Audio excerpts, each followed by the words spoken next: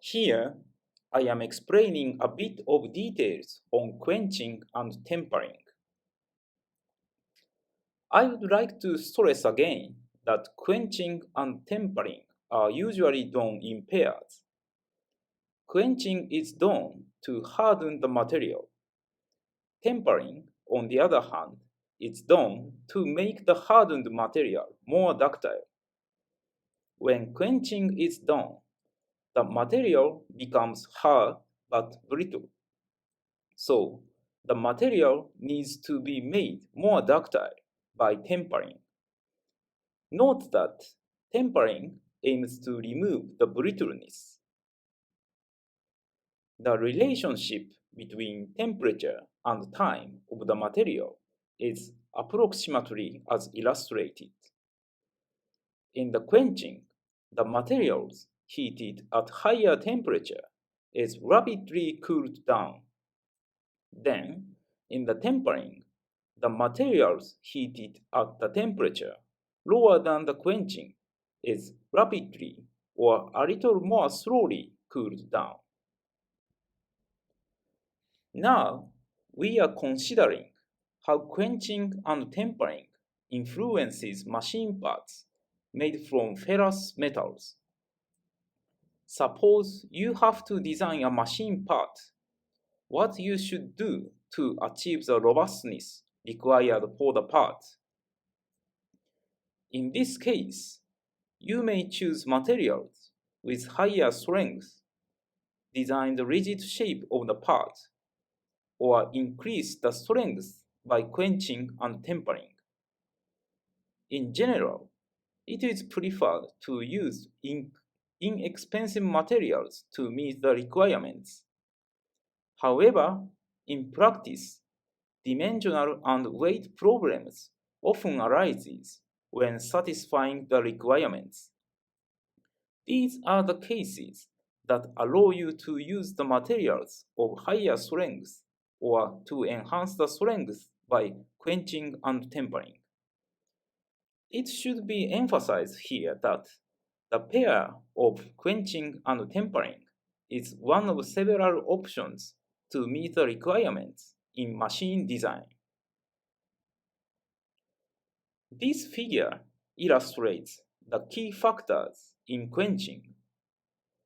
The amount of carbon content in ferrous metals and the cooling rate are important in quenching, which is aiming at improving hardness. First, the material must be cooled down rapidly for achieving effective quenching. If the cooling rate is too slow, the material does not harden enough. In addition, a carbon content of 0.3% to 0.6% is required to ensure the hardening by quenching. Ferrous metals of carbon content lower than 0.3% are not hardened by quenching. As the carbon content increases, quenching increases the hardness. This tendency saturates at 0.6% or more, while the wear resistance continues to increase.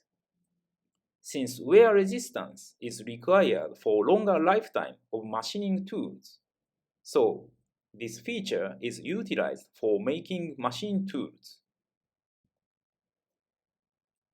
Next is about the tempering process. Quenching increases the hardness of the material, but it also makes the material brittle. The tempering is used to make the material more ductile. The degree of ductility is adjusted by the heating temperature. In general, as the ductility increases, the hardness decreases. For example, when higher hardness and wear resistance is required, the material is cooled in the air from 400 degrees. When higher ductility is required, the material is rapidly cooled from 600 degrees in water or oil. Alloy steel is an important topic in relation to quenching.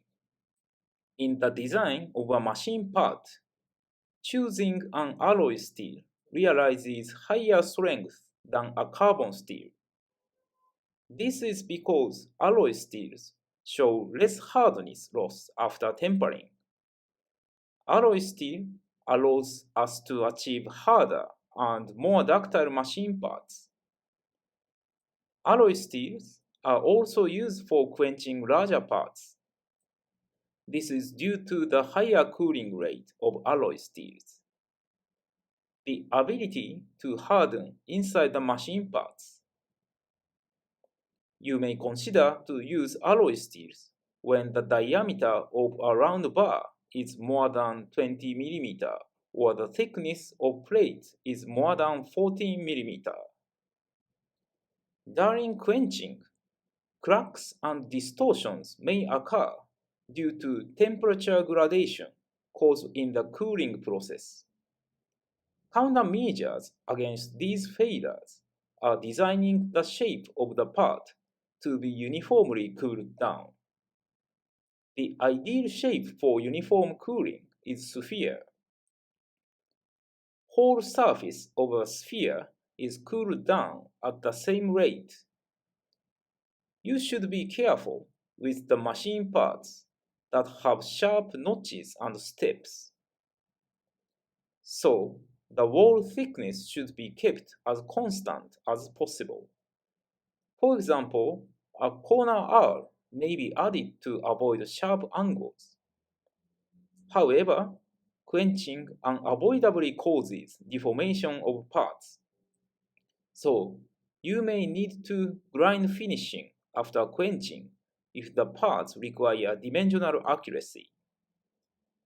In such case, you need to design allowance for finishing